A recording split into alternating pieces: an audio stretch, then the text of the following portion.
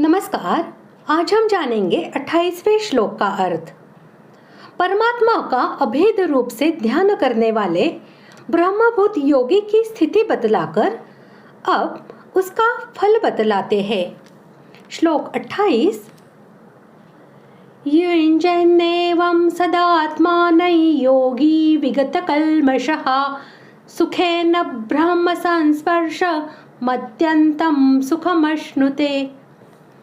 श्लोक का अर्थ, वह पाप रहित योगी इस प्रकार निरंतर आत्मा को परमात्मा में लगाता हुआ सुखपूर्वक परब्रह्म परमात्मा की प्राप्ति रूप अनंत आनंद का अनुभव करता है।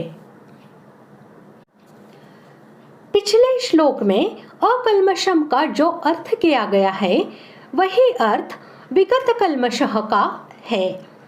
ऐसा पाप रहित उच्च श्रेणी का साधक जो अभेद भाव से परमात्मा के स्वरूप का ध्यान करता है, उसी को यहाँ योगी बतलाया गया है। पहले 25वें श्लोक में बताई हुई रीति से दृश्य के चिंतन से रहित होकर दृढ़ निश्चय के साथ साधक का निरंतर अभेद रूप से परमात्मा में स्थित हो जाना अर्थात ब्रह्म रूप बना रहना ही उपर्युक्त प्रकार से आत्मा को परमात्मा में लगाना है। जगत में जितने भी बड़े से बड़े सुख माने जाते हैं, वास्तव में उनमें सच्चा सुख कोई है ही नहीं, क्योंकि उनमें एक भी ऐसा नहीं है जो सबसे बढ़कर महान हो और नित्य एक सा बना रहे।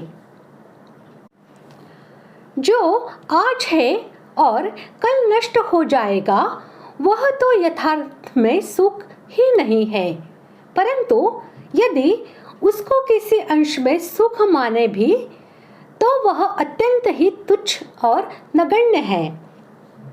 महर्षि याज्ञवल्क्य सुखों का तुलनात्मक विवेचन करते हुए कहते हैं, समस्त भूमंडल का साम्राज्य, मनुष्य लोक का पूर्ण ऐश्वर्य और स्त्री, पुत्र, धन, जमीन, स्वास्थ्य, सम्मान, कीर्ति आदि समस्त भोग्य पदार्थ जिसको प्राप्त है, वह मनुष्यों में सबसे बढ़कर सुखी है, क्योंकि मनुष्यों का यही परम आनंद है।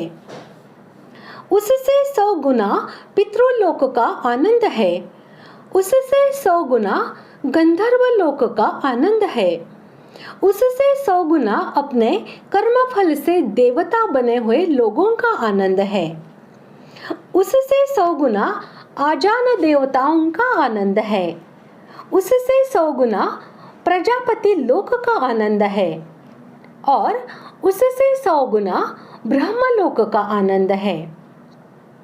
वही पाप रहित अकाम श्रोत्रिय का परम आनंद है, क्योंकि तृष्णा रहित श्रोत्रिय प्रत्यक्ष ब्रह्मलोक ही है।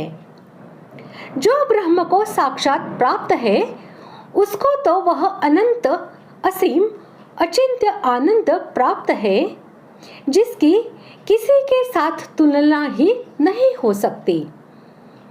ऐसा वह निरतिशय आनंद परब्रह्म परमात्मा को प्राप्त पुरुष का अपना स्वरूप ही होता है।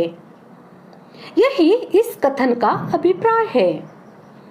इसी अनंत आनंदमय आनंद को 21वें श्लोक में आत्यंतिक सुख और 5वें अध्याय के 21वें श्लोक में अक्षय सुख बतलाया गया है। इस प्रकार आज हमने 28वें श्लोक का अर्थ जान लिया है। अगले भाग में जानते हैं 29वें श्लोक का अर्थ। धन्यवाद।